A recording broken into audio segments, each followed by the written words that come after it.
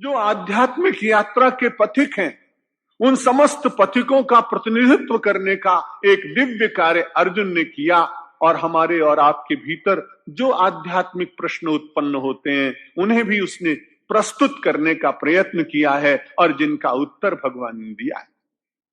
अग्नि का परित्याग कर देने वाला ही केवल सन्यासी नहीं होता है। अग्नि अनेक प्रकार की। यदि कोई कहे कि मैंने बाह्य अग्नि का परित्याग कर दिया है, तो मानव को छोटी सी बात पर क्रोध आता है, उसकी क्रोधाग्नि प्रज्वलित है। किसी वस्तु को देखकर उसके प्रति कामित भावना जागती है, उसकी कामाग्नि जीवित है।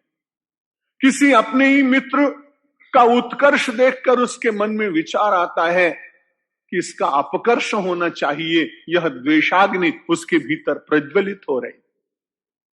और जब तक ये अग्नियां जल रही हैं, तब तक बड़ी कठिनाई है। हम सब लोग उस पवित्र संन्यास शब्द को सार्थक करने में असमर्थ रह जाते हैं। द्वेषाग्नि बड़ी दुष्ट है।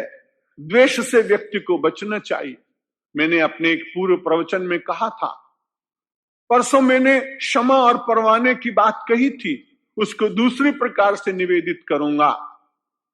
परवाना जाता है, जाने के बाद क्षमा के ऊपर टूट पड़ता है, क्योंकि उसे अत्यंत रूप संपन्न मानता है। लेकिन बड़ी कठिनाई है। वह जो छोटा सा दीपक या वो क्षमा जो परवाने को जला देती है एक क्षण में, वो जानती नहीं कि उसका परिणाम क्या होगा।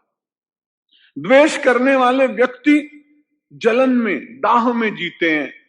जो जलाता है किसी को, वो भी जलता है जरूर, क्षमा भी जलती रही परवाने के जल जाने के बाद।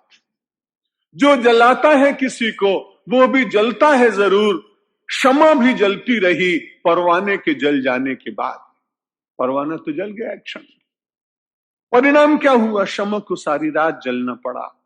द्वेष करने वाला व्यक्ति जिससे द्वेष करता है उसको तो उतनी क्षति नहीं होती, लेकिन अपनी द्वेषाग्नि को जीवित रखने के लिए उसको कितना जलना पड़ता है, ये तो विचार करना चाहिए। ऐसे और भी वीडियोस प्राप्त करने के लिए हमारे चैनल भारत माता को सब्सक्राइब करें